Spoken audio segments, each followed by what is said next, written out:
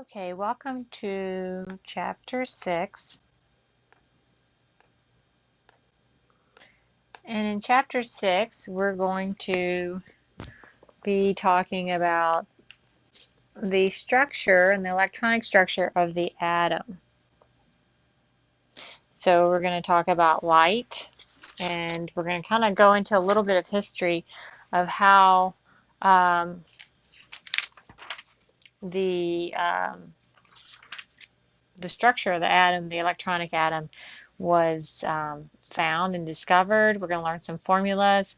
I'm just going to really focus on the problems that I expect you to be able to work for your exam coming up. Okay, so that way we can kind of streamline those problems. All right, so first of all, you need to know that the wave, okay, so we've talked about that, and this is the wavelength, and this is amplitude. And we've talked about frequency. Frequency is called nu, and it's reciprocal centimeters. You need to know that the speed of light is wavelength times frequency. And you have your periodic table. I have my periodic table out. You need to have yours out. It has the speed of light on there and the units.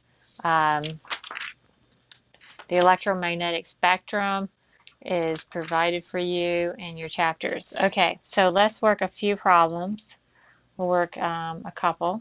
So 6.1.1, calculate the wavelength of light with a frequency of 3.45 times 10 to the 14 reciprocal seconds. And so you need to apply the formula C equals lambda nu, and you need to solve for lambda, which is wavelength. So lambda equals C divided by nu, and then you need to convert, actually you don't need to do any conversion.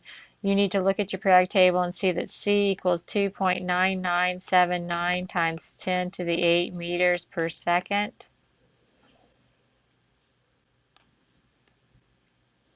And then you divide that by the wavelength, the frequency, 3.45 times 10 to the 14 reciprocal centimeters. And then when you do that, you're going to get a wavelength that's 0.000000869. So 1, 2, 3, 4, 5, 6 zeros. That's in meters. And if you look at your problem, and most of your problems are going to want to report these in some unit of whole numbers. So you need to convert meters into nanometers. So you can just take this number here, and then you say for 1 meter you have 90 nanometers. And when you do that, you get 8.69, which rounds up to 8.70 times 10 to the second nanometers. So your answer is C.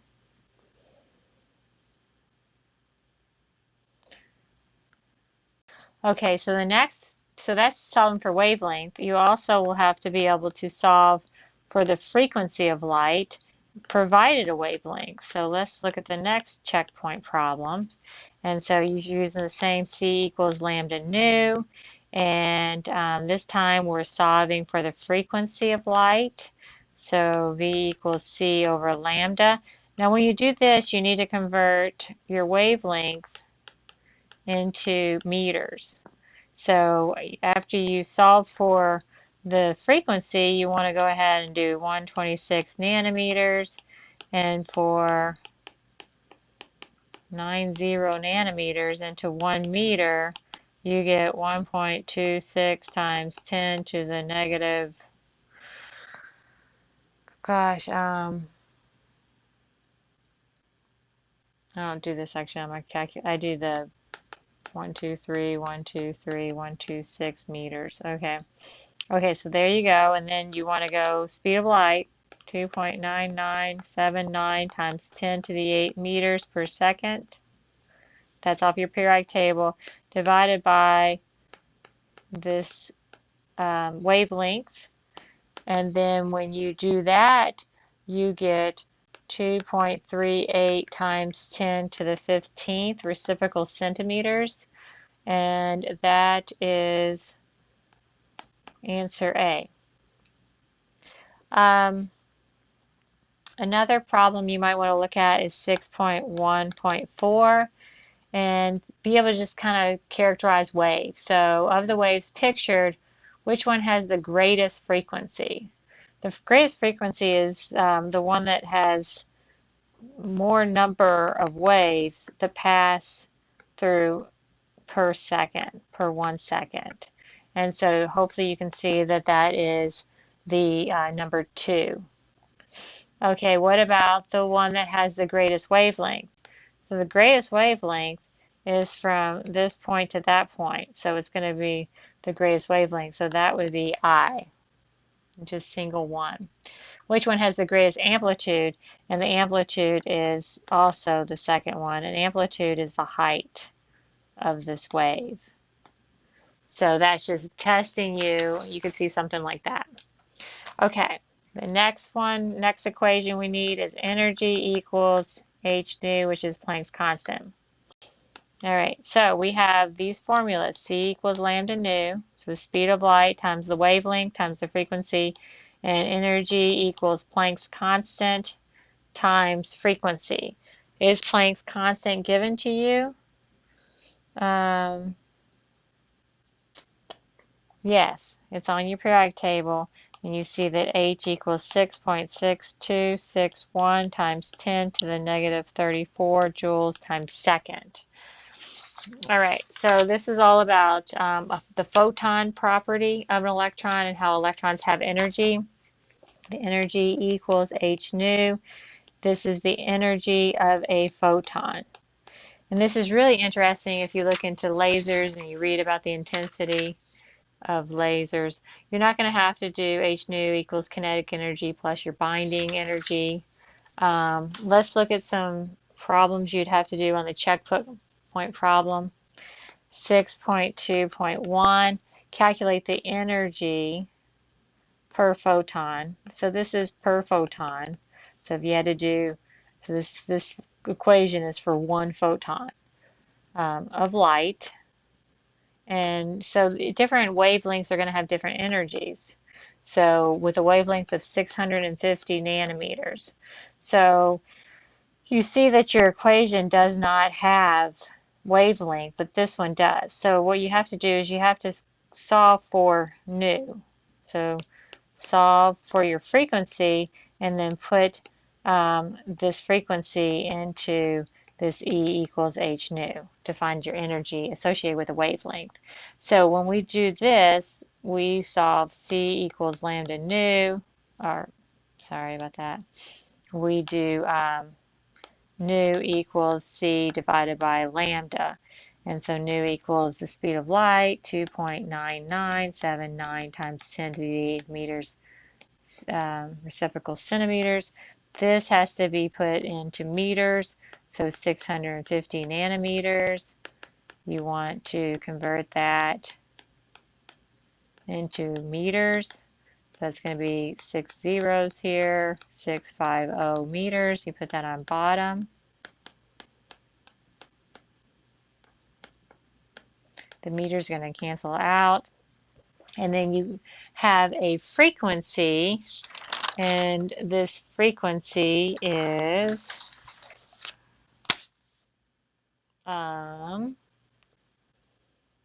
see, did we get this frequency?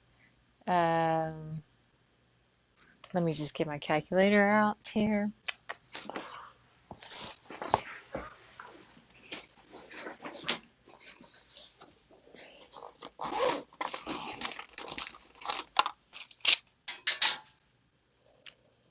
Uh, 2.9979 to the 8th divided by 0.1234560 zeros. And we have 4.612 times 10 to the 14 reciprocal seconds. Now we can put this into this equation. So let's rewrite this equation. E equals Planck's constant times the frequency. E equals, I'm looking at my periodic table, I'm going to write 6.6261 times 10 to the negative 34 joules second times this number, 4.612 times 10 to the 14 reciprocal centimeters. You'll see that reciprocal seconds, those cancel out, and gives you the units of joules. And this should be E equals 3.06 times 10 to the negative 19 joules. And this is the energy associated with one photon of light at 650 nanometers. And if you look at 650 nanometers on your electromagnetic spectrum, you see that that's like an orange light. So this is the color orange. And it has this much energy per photon. And you'll find that if you want to, like lasers, increase intensity, so if you increase the intensity, you increase the number of photons, but it's at the same light, so it's the same wavelength. And so you can have more energy by increasing the number of photons. So if you can imagine, if you have 1,000 of these, then it's 1,000 times that energy, because that's per photon. Okay, let's go to the next one. So we're looking at 6.2.2. Calculate the wavelength of light if you're given the energy of the photon. So if the energy of the photon is 1.32 times 10 to the negative 23rd joule per photon, what is the wavelength associated with this? So E equals h nu. Once again, we have to solve for C equals lambda nu. So we have to solve for the frequency. So well, first of all, we solve for the frequency, and then we can put it in here, right? So let's solve for frequency. E equals, well, we have E, don't we? Let's go ahead and isolate this. So we want to solve for frequency, so that's divided by h, Planck's constant. So we're going to take the 1.32 times 10 to the negative 23 joules per photon, and we're going to divide that by Planck's constant, which I can find on my periodic table. And when you do that, you get 1.99 times 10 to the 10th reciprocal centimeters. And then you can go C equals lambda nu, and you would say nu equals C divided by lambda. So we isolate that variable. Lambda equals 2.9979 times 10 to the 8th meters reciprocal centimeters divided by the, you see what I did? I want to solve for the, I want to solve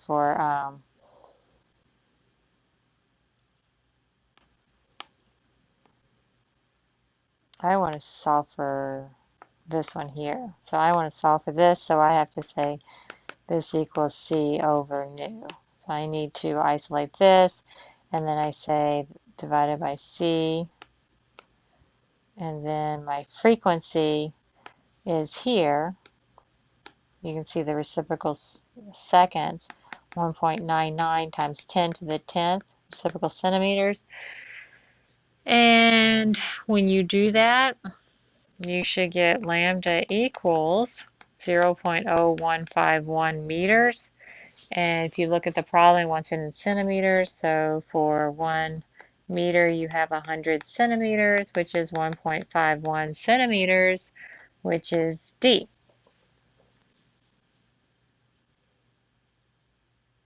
Okay, I'm not worried about 6.23.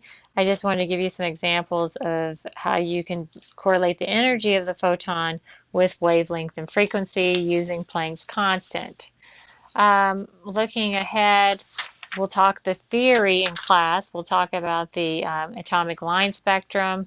I will not require you to use the equations in section 6.3, but we'll talk about it. But you do not have to,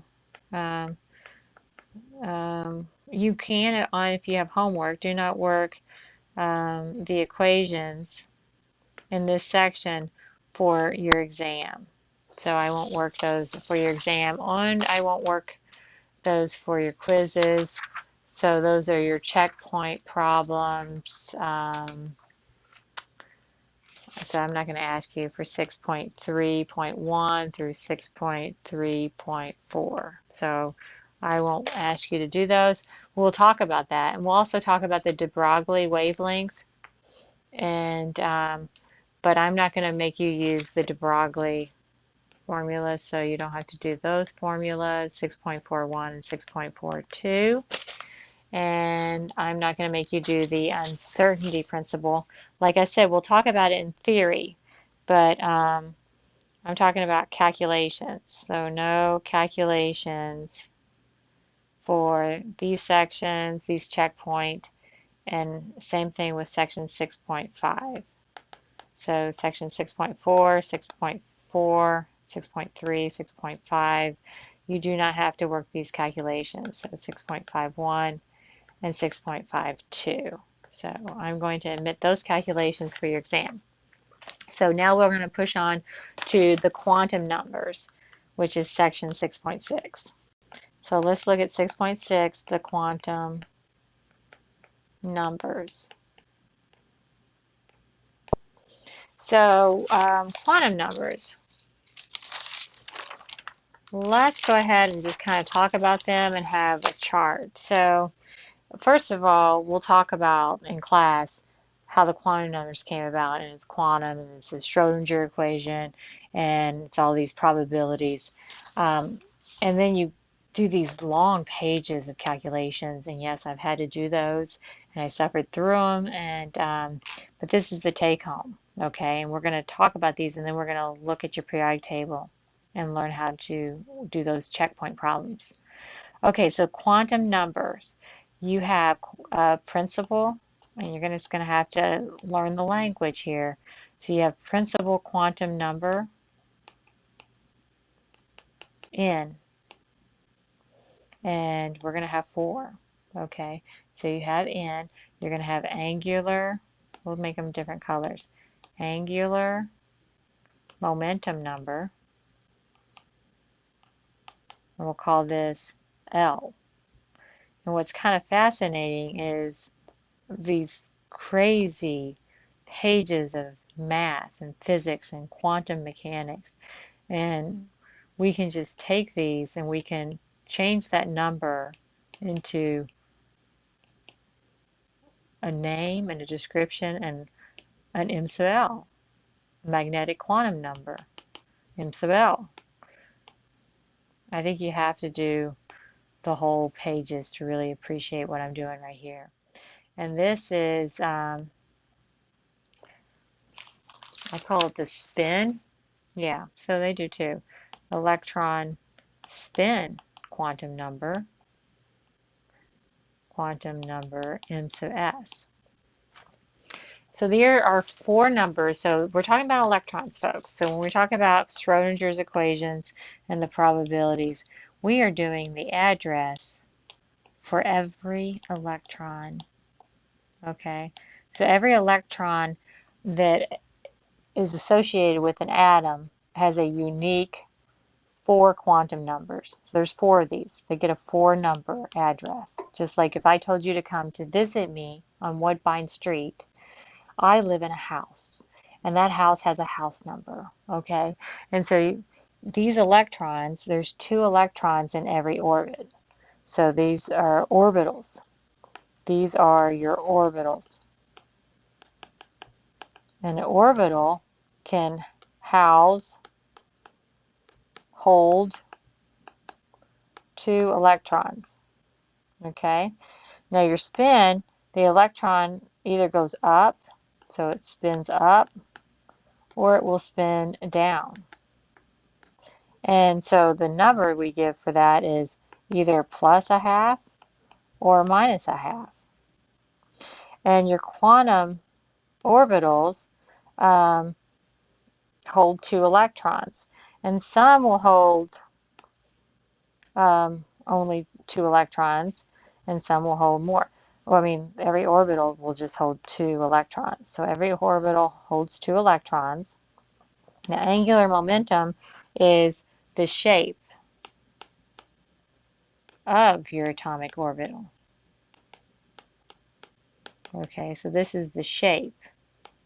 They call this the orientation. And you'll see that it can be on the x-axis, you have the y-axis, the z-axis. Okay, so that's the orientation. The angular momentum L is the shape of the orbital, and the principal quantum number is it's the orbit. The orbit, the orbit distance from the nucleus. The electrons are from the nucleus.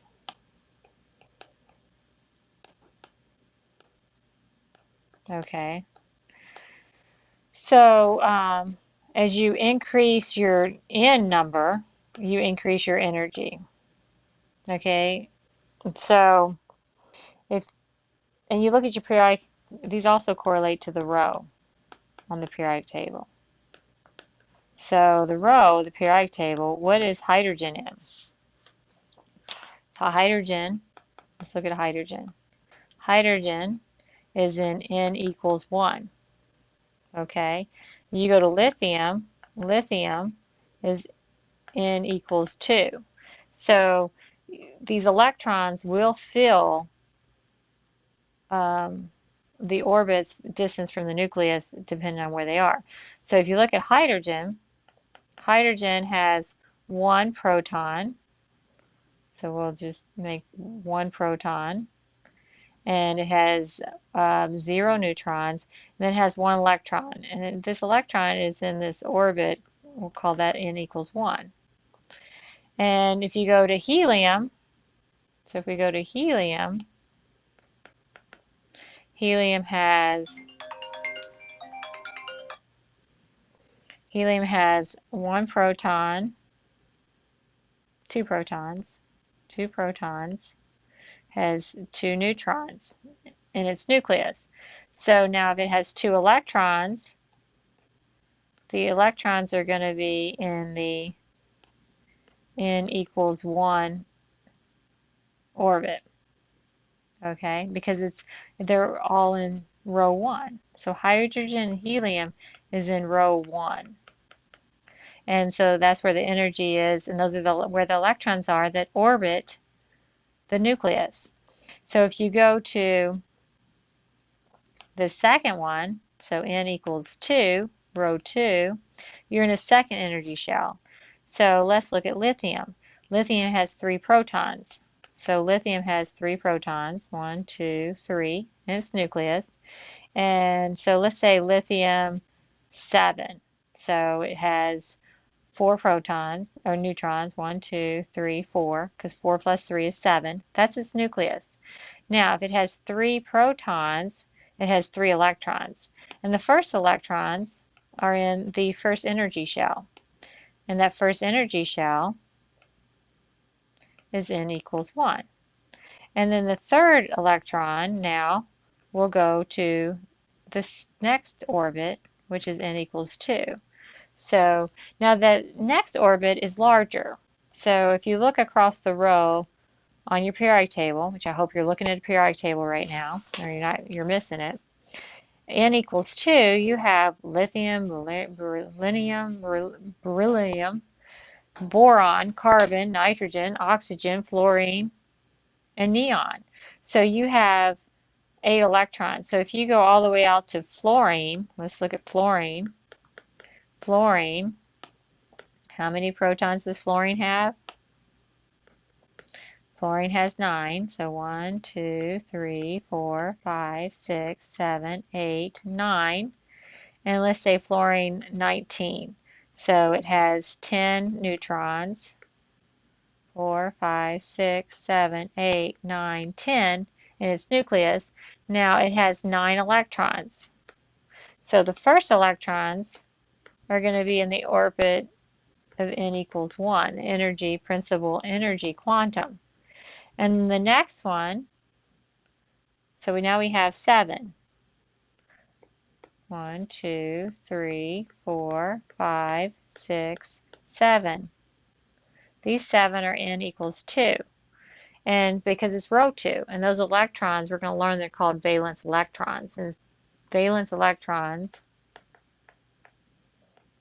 are the electrons on the outer shell, the outer N principal energy shell. Okay, so this is your shell. This is called the shell. Okay, so that's the energy shell, and those electrons are physically located that distance from the nucleus. Okay, now your angular momentum is the shape of the atomic orbital. And so if you have n equals 1, so if you have n equals 1, there's only one shape here that those electrons can be in, and that's called a sphere. Okay, so that's a sphere shape, and so it's like a sphere. And the number is L equals 0, because we have to have a number, and it's actually the shape. So this is the shape. So those electrons, the probability of finding an electron is in that sphere. What that means is if you do all this quantum probability, the electron is not over here. Okay, the electron, there's 0 probability of finding that electron in a square or a triangle. It is in the sphere. All right, so let's talk about, so that is 0. So 0 depends on n equals 1. Now what about, so for n equals 1, L equals 0, and it's a sphere shape that the electrons are located in. So now we're talking about the shape, the probability. Now what about n equals 2? So on the second, you could have L equals 0, so it could be a sphere, but now we're in that second energy shell.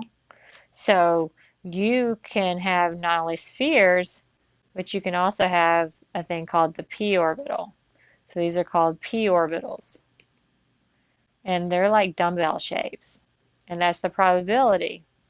So they're not really, those electrons on that second energy shell, they're not really in orbit like the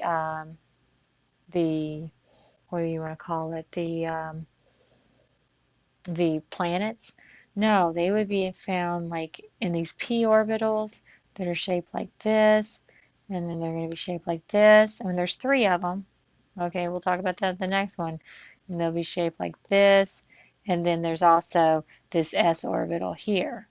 So we can go ahead and erase this here because this is 0 probability of finding any of those electrons in those second energy shells in that area. Okay, so this is the probability. And so they're not orbitals, but this is the probability where you find them. Okay, so that is for L equals 0 is the sphere, but now this is L equals 1. And so the L equals 1 is the P shape. Now if you get down to n equals 3, what about n equals 3? So now you can go and look, and you're on the sodium, magnesium, aluminum. You can have L equals 0. You can have L equals 1, but you can also have L equals 2. So L is basically all these numbers, but it's n minus 1. Okay, it goes up to n minus 1. So you see how 2 is 1 less than 3. And now what's the 2 shape? And this is what you have to know. And this, we call this the donut shape. Okay, so there's this shape, and see, if you can look in the book, there's some like that shape. There's some that looks like this. And remember, this is the probability of finding an electron. And you'll find that there's 5 of these. Yeah, there's 5 of these. So 1, 2, 3, 4, and they're just shaped differently. And they don't even show F shape. So F is as far as it goes because we do have um, elements that the electrons can fill the F, and that would be n equals 4. So if you go down to row number 4, you can have S shapes, okay, sphere, 0. You can also have electrons that are found in these P shapes, so that is L equals 1. You can find electrons located in these D shapes, so that would be L equals 2. And then we have L equals 3, because n equals 4, so n minus 1 would be 3, and those are F shape. And I don't even know what those are. Okay, I'm not even going to attempt to draw those shapes. So the L tells you the shape. Okay, so the M sub L depends on, these are they each have 2 electrons in here, and then the orientation. So and it depends on L, okay? Just like the L shape depended on the N number, N sub L, they're called orbitals. And they can hold 2 electrons. Every orbital can hold 2 electrons. Now, N sub L depends on L. And so if L equals 0, then M sub L must equal 0. And that's because there's no orientation in a sphere. Now, if M sub L, so if L equals 1, we have p orbitals. And so you can have the px, you can have the or py, px, and the pz. Okay, so you have 3 types of p orbitals, and they're along the x-axis, the y-axis, and z-axis. So then the M sub L would get a -1, 0, and a +1. And that would represent the px, the py, and the pz. Now what about an L equals 2? Well, L equals 2, now we got these D-shaped orbitals, right? The D-shaped orbitals. So M sub L can be these different orientations, and you see how there's 5 of them. So there's 5 orientations, and they're not even on the X, Y, Z. There's like the DZ and all these different orientations.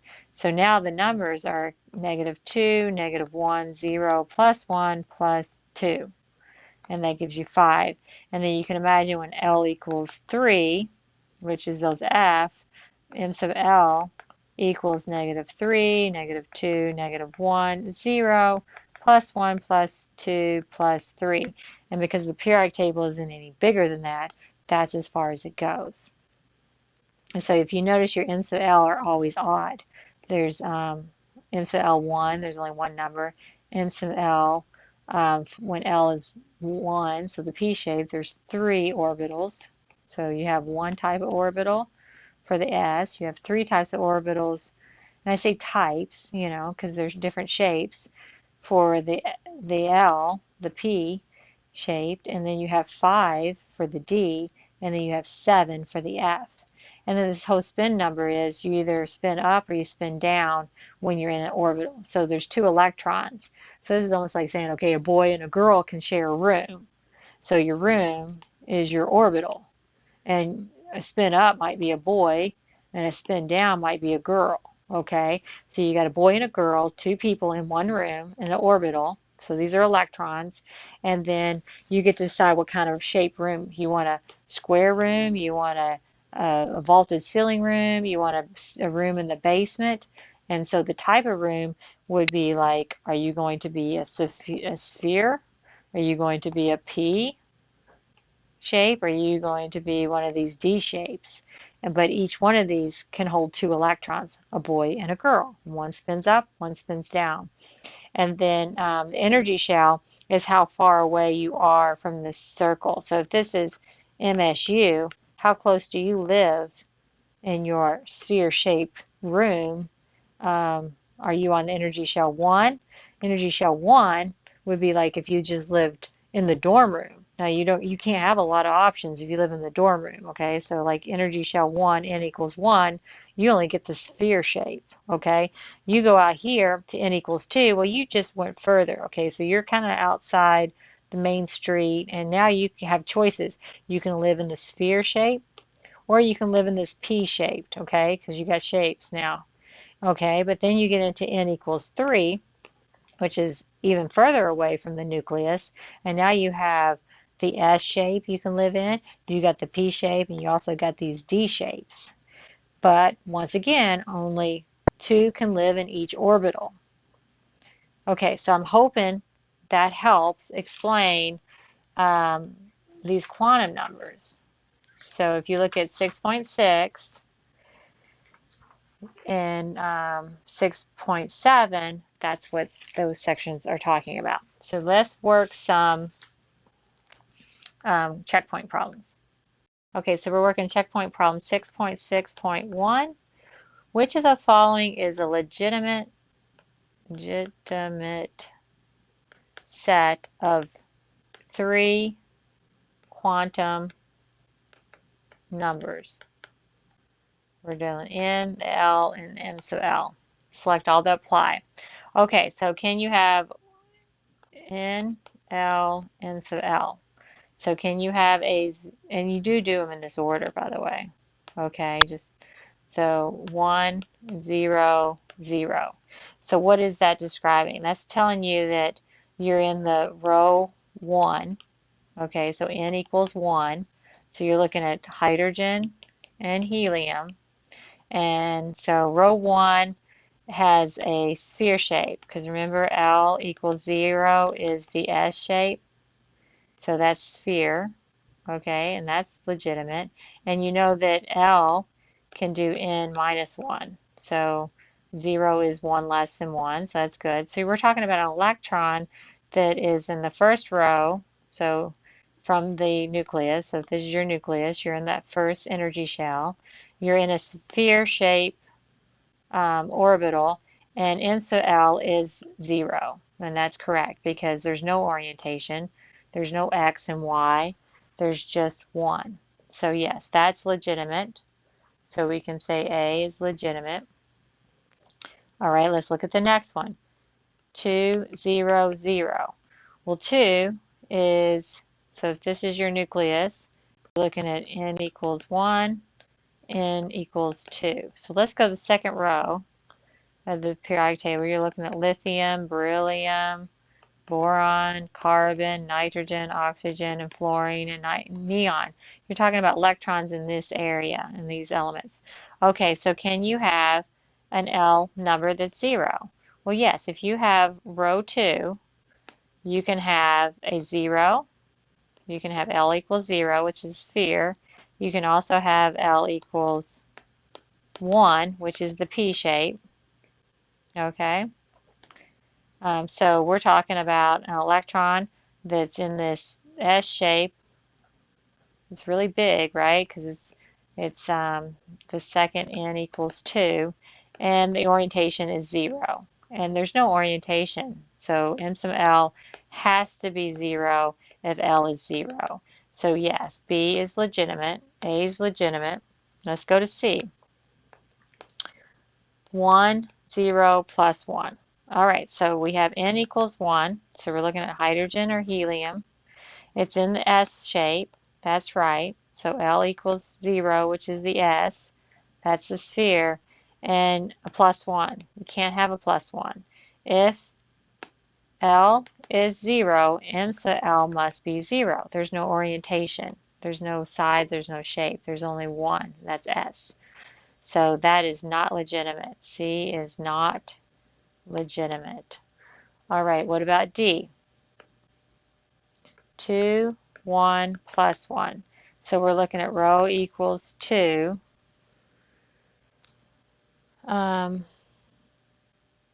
Okay, keep working.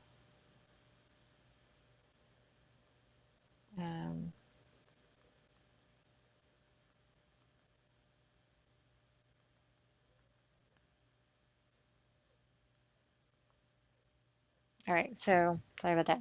So N equals 2, so we're looking at the second row. L is fine, because remember it can be starting with 0 all the way up to N minus 1.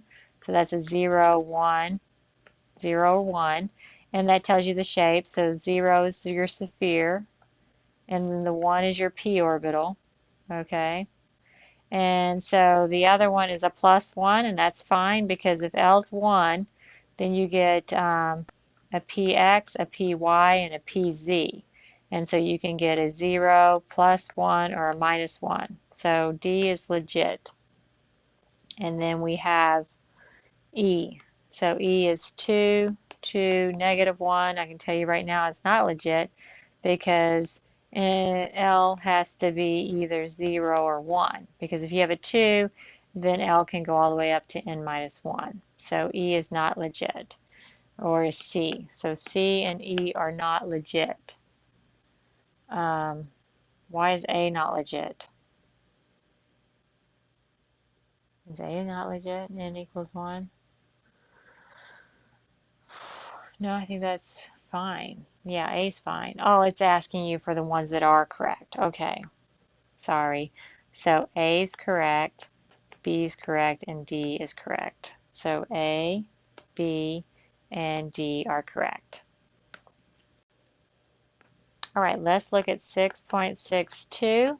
How many orbitals are there in subshell designated by quantum numbers n equals 3 and L equals 2? Well, your shell is in. Subshell is your L level, okay? How many orbitals? Orbitals are those orientation m sub L. So if you have a shell that is n equals 3 and L equals 2, you're looking at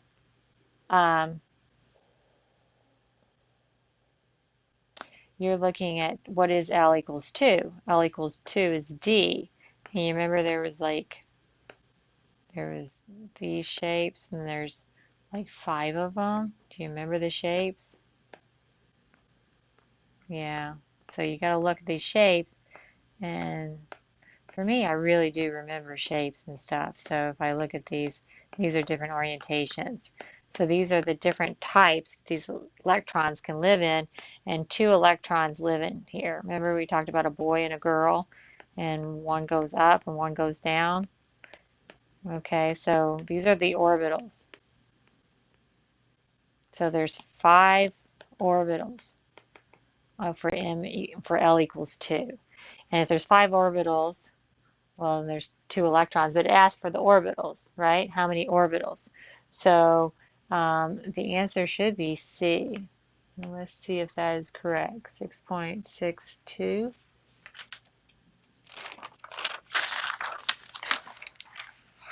Yes, so C is 5. So those are 5 orbitals.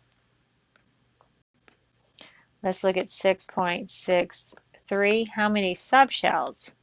So when we talk about subshells, we're talking about L, okay? And how many are there in a shell designated? So the shell is the energy shell, n equals 3. So how many subshells are there? So if n equals 3, then what can L be? L can be 0, L can be 1, and L can be 2. And 0 is your S, and you got your P, and then you got those d orbitals. You got 5 of those, right? 1, 2, 3, 4, 5. So what's it asking for? How many subshells? And so the answer there would be 3. 1, 2, 3. And that is C. Okay, 6.64. What is the total number of orbitals? Okay, that's your m sub L in the shell. So that's your n number designated by 3. So we've already talked about L equals 0, L equals 1, and L equals 2. And you have, so your m sub L would be 0 here. This would be +1, 0, -1, +2, +1, 0, -1, -2. So if you count these up, you have 5 here, you have 3 here, and you have 1 there. So 5, 6, 7, 8, 9 orbitals. And so that answer is E. And let's make sure that the book agrees. Yes, the book agrees. We're E. Okay, so that's kind of just getting you into those orbitals. If you go into atomic orbitals, um, you just go into the shapes of them more, and I only want you to do 2 of these checkpoint problems. So let's look at these. So we're in section 6.7, and I just want you to be able to answer like 6.71. How many orbitals are there in the 5F subshell? So 5F subshell. So I go with the periodic table and I go 1, 2, 3, 4, 5. So I'm on the 5, and it asks for how many orbitals. So this is the m sub L. And so if it's F, because you remember that the L is 0 is your sphere. That was the S. L equals 1 is your P. Remember there's 3 of those. 3 p orbitals. L equals 2 is your D. Okay, remember the d orbitals, and there's 5d. So F is 7. There's 7 of these type orbitals. So 5.71 is B. And let's look at 6.7.4. Which of the following sets of quantum numbers n, l, m sub l correspond to 3p?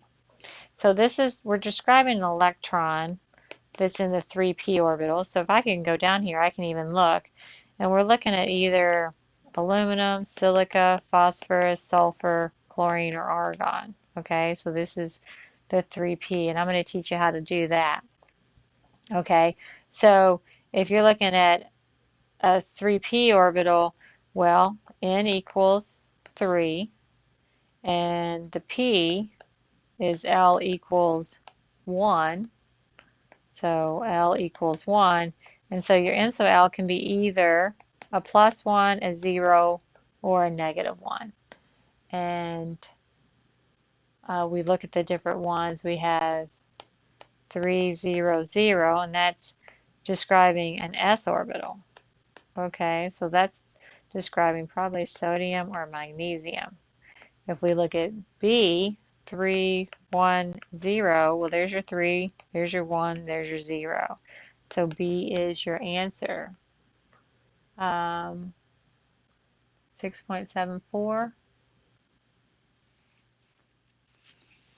and B is the answer. Okay, so this is getting you so you can do 6.8, which is writing electron configurations. We still have 6.8 and 6.9, so let's move on. Okay, so I want you to be able to write electron configurations. And when I think about electron configurations, I think of like writing the address for an electron. And the reason why this is important, you want to get to where you can find your valence electrons, because those are the ones that are going to participate in the chemistry. And so we're going to learn a little bit about Pauli exclusion principle in class. We're going to talk about the Aubaugh principle and Hund's rule. And then there's some rules for writing electron configurations. So I want you to look at your periodic table, and you can see you got hydrogen, you got helium, you got lithium, beryllium, you got boron, carbon, nitrogen, oxygen, fluorine, neon. We're just going to do the first 3. Sodium, magnesium, aluminum, silica, phosphorus, sulfur, chlorine, argon. Well, I'm going to do the first 4. And then we have SCTIV, CRMN, Fe, CO, nickel, copper, zinc. Now we have gallium.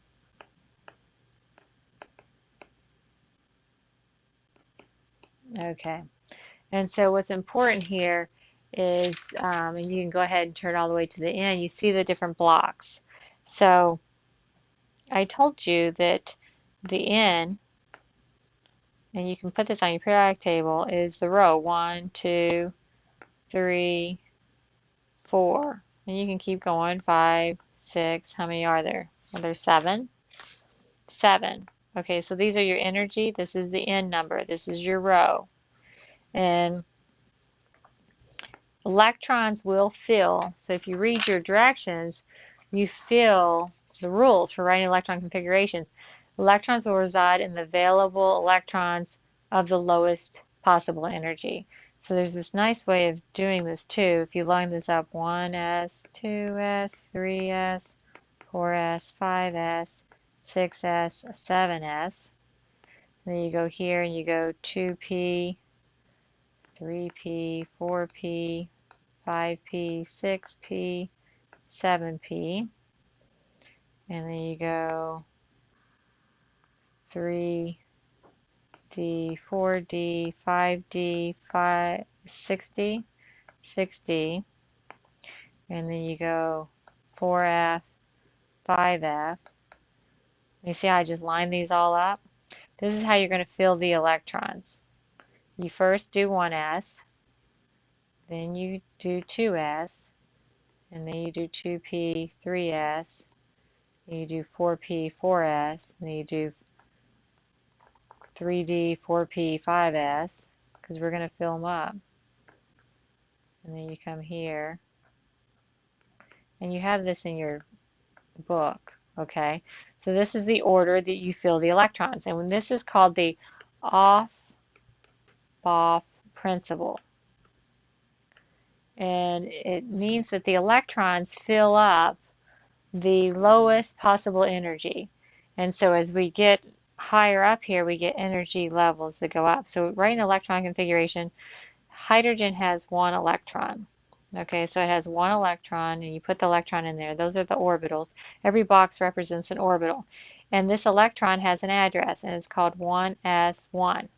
And what that 1s1 means, it means 1 electron is in the L equals 0, the sphere shape, of energy principle 1. So if you look at this, this is also the quantum number. N is 1, S, the L is 0, and then the 1, the M sub L would have to be 0, and then this could be a plus half, which is your M sub S. And that would be the address for a hydrogen electron. And so then you can come to helium, and helium gets the one from hydrogen, and these are orbitals, these little boxes. The other one, remember boy, girl, has a spin down, and it lives in that orbital, and that electron then would be 1, 0, 0 minus a half, because every electron has to have a unique, a different 4 number quantum number. And so this one is a plus half and this one's a minus half because they're in the same orbital. But it also describes that it's still energy 1. It's in an S sphere, and then this is a no direction 0, and the spin is the opposite, the minus half. Now you come to lithium. Well, lithium has, so if you write lithium, you'd have to include the box for the 1s2, because this one's 1s2, because there's 2 electrons there, and they're in the 1s.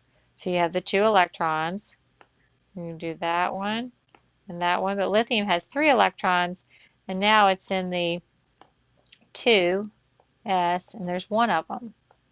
So lithium electron configuration would be 1s2, 2s2, s1. Okay, so you can put that one in there. Let's make that one green. Okay, and then beryllium, this is Aufbau principle where we're filling them up. Beryllium would get its orbitals, and it would be the green from lithium, but then you'd also get another one. And so this is a 2s2.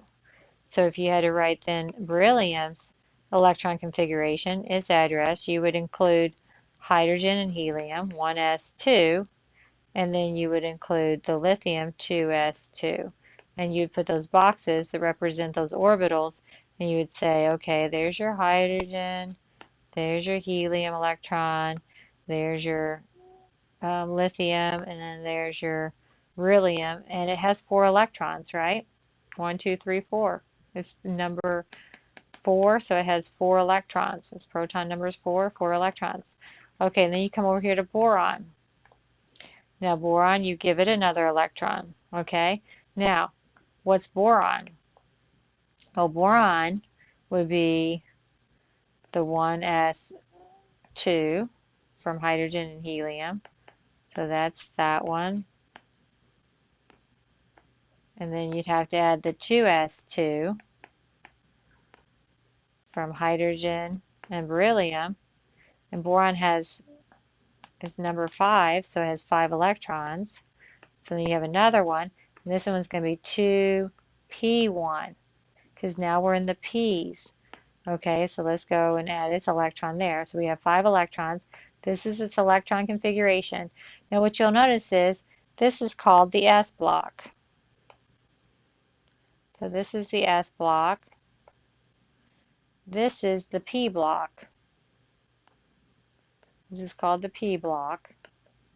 So all the last electrons will be in a p orbital. P orbitals are L equals 1. S block is L equals 0. And then these are called the D blocks. The transition metals are the D block. So that would be your L equals 2. And then you come down here and you would get the lanthanides. Those are the F block down there. Now you can count up how many electrons. So an s orbital can hold 2 electrons. And so that's why you have the alkali and the alkaline earth metals. Okay, so they have 2 electrons. You come over here to the p block and it can hold up to 6 electrons. So the p block holds up to 6 electrons because you have the 3p orbitals, right? And they can each hold 2 electrons. The D, you come here, you have 10 that go here, and that's because m sub L is negative 2, negative 1, 0, plus 1, plus 2. So you have 5 d orbitals, and each can hold 2 electrons. And so 2 times 5 is 10. And so you can actually count these and you can go here. So like I can go and say, and so let's write the electron configuration for sulfur. Let's do sulfur. Well, no, that's your problem. Let's go,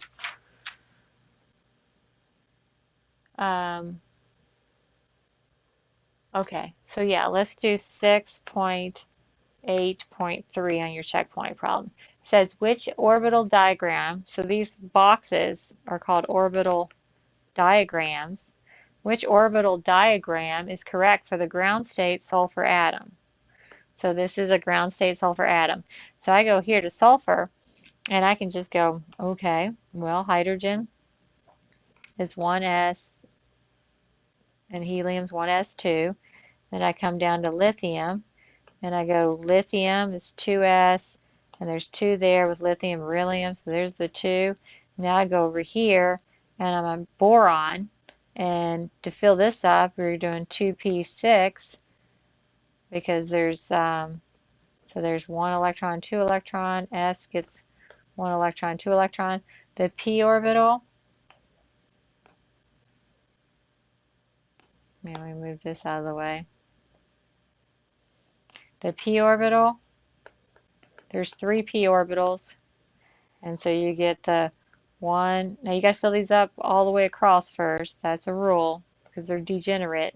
They're all the same, so you do all those first. 1, 2, 3, and then 1, 2, 3. So there's 2p6. Now I'm over here, right? So now I'm on the 3. So let's come down to the 3 for sodium. That's 3s2.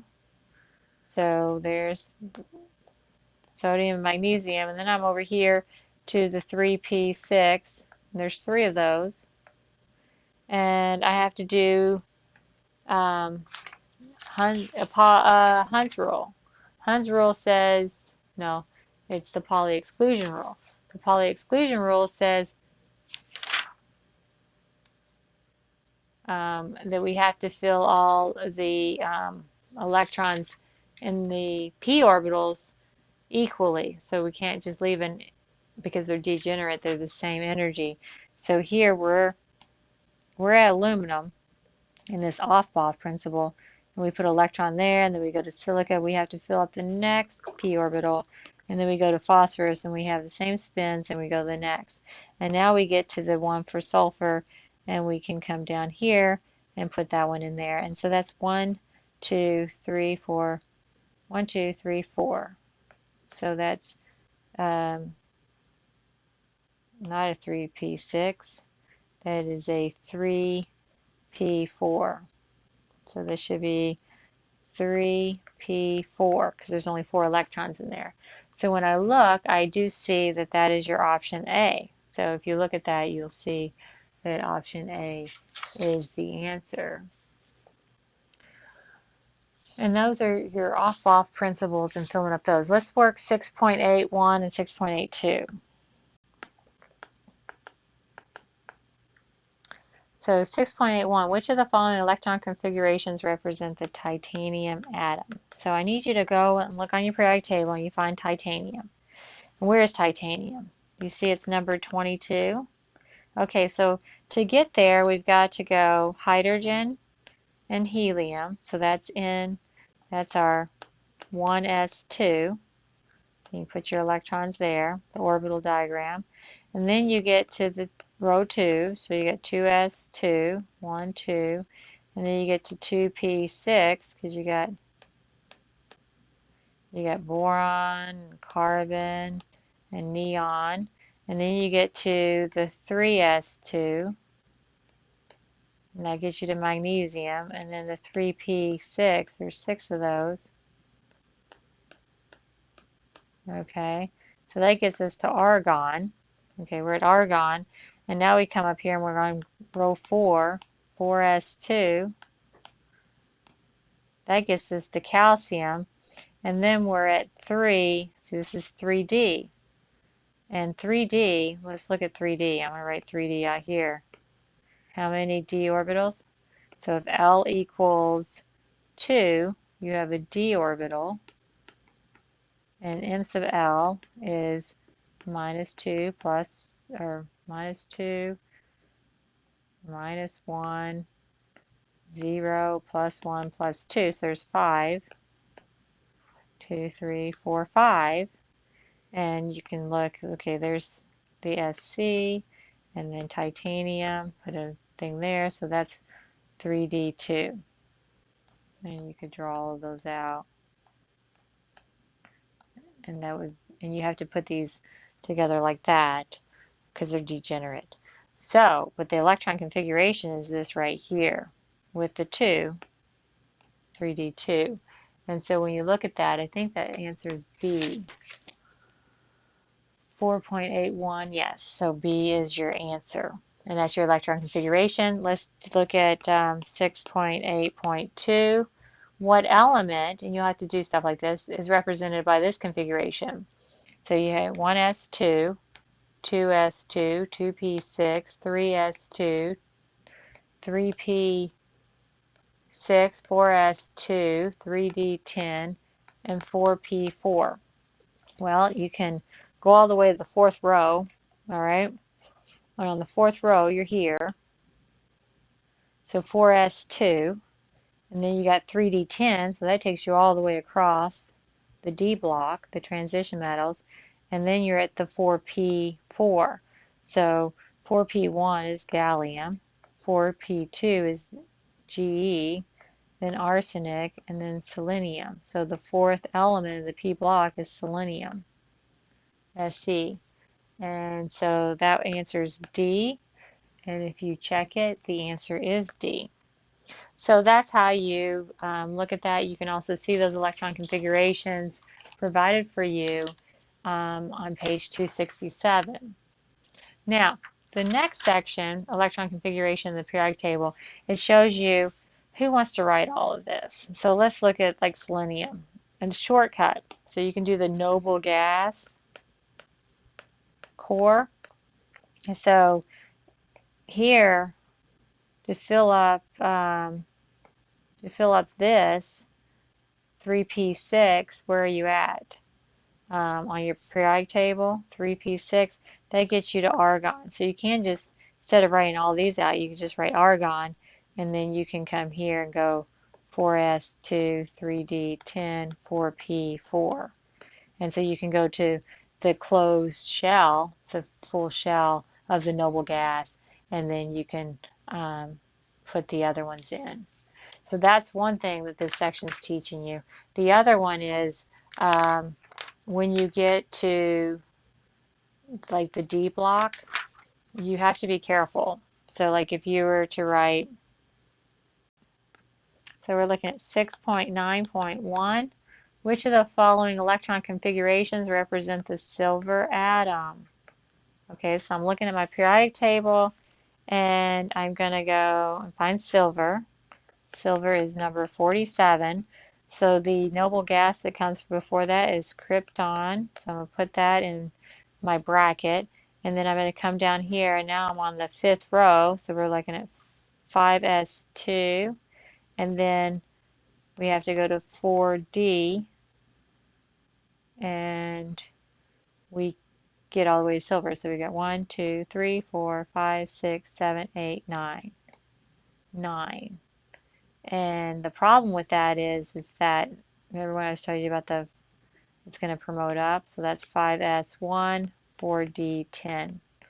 So this is your actual answer, and let's just check that, and the answer is C, and that is correct. Okay, so 6.9.2, which element represented by the following electron configuration?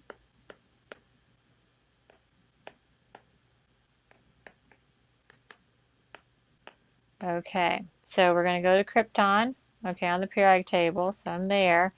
5s2, okay, so I'm on the fifth row, and I just went from rubidium and strontium.